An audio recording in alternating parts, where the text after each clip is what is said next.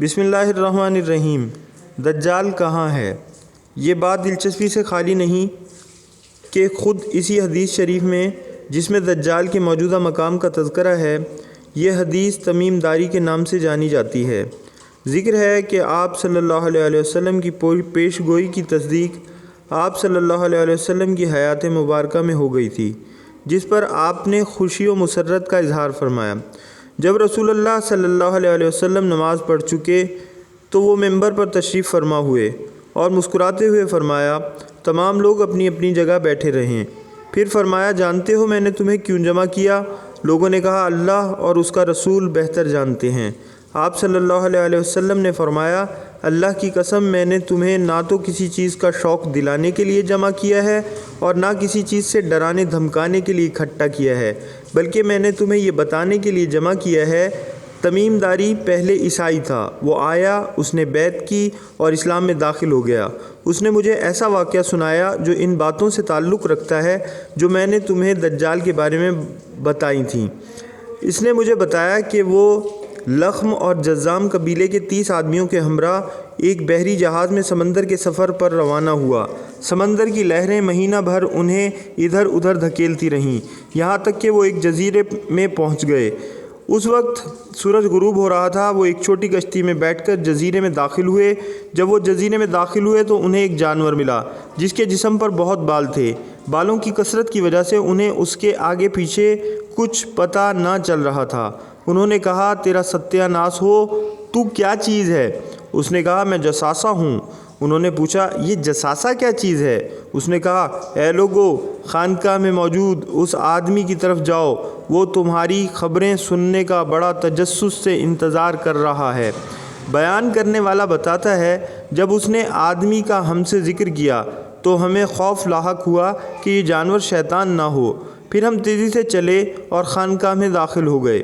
وہاں ہم نے بھاری بھرکم قد کاٹ کا ایک آدمی دیکھا جس کے گھٹنوں سے ٹخنوں تک بندھی ایک لوہے کی زنجیر تھی اور اس کے ہاتھ اس کی گردن کے ساتھ بندھے تھے۔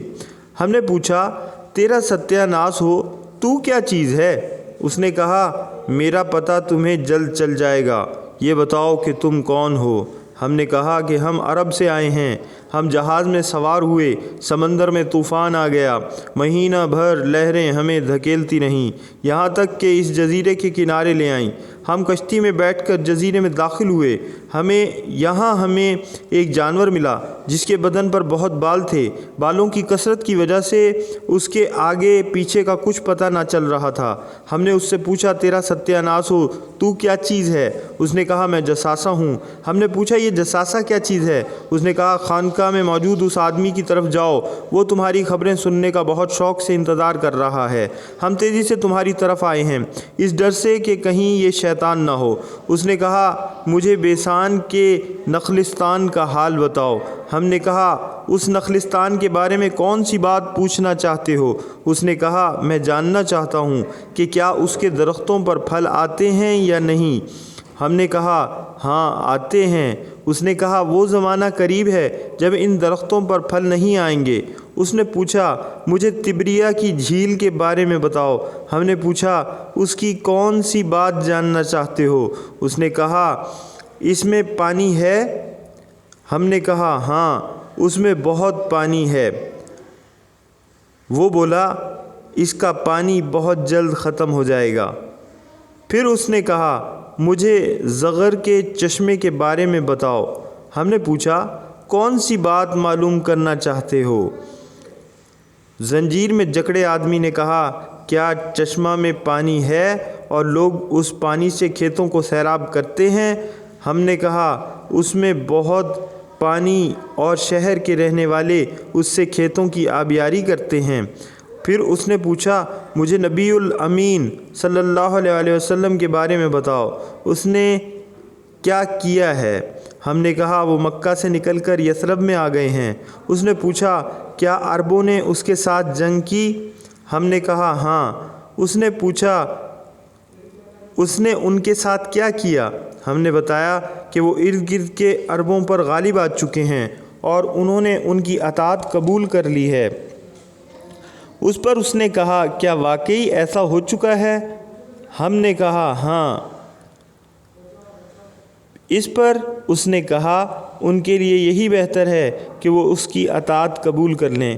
اب میں تمہیں اپنے بارے میں بتاتا ہوں، میں دجال ہوں، مجھے عنقریب خروج کی اجازت مل جائے گی۔ یہ واقعہ سنانے کے بعد رسول اللہ صلی اللہ علیہ وسلم نے عصا یعنی لاٹھی ممبر پر مار کر فرمایا، یہ ہے طیبہ یعنی مدینہ منورہ۔ پھر آپ صلی اللہ علیہ وسلم نے فرمایا، میں تم کو یہی بتایا کرتا تھا، جان لو کہ دجال شام کے سمندر بحیرہ روم میں ہے یا یمن کے سمندر بحر عرب میں ہے، نہیں وہ مشرق میں ہے، مشرق میں۔ اور اللہ کے نبی صلی اللہ علیہ وسلم نے اپنے ہاتھ سے مشرق کی طرف اشارہ کیا۔ اگر آپ کو ویڈیو پسند آئی ہو تو لائک اور سبسکرائب کرنا نہ بھولیں۔ بہت جلد ایک ویڈیو لے کر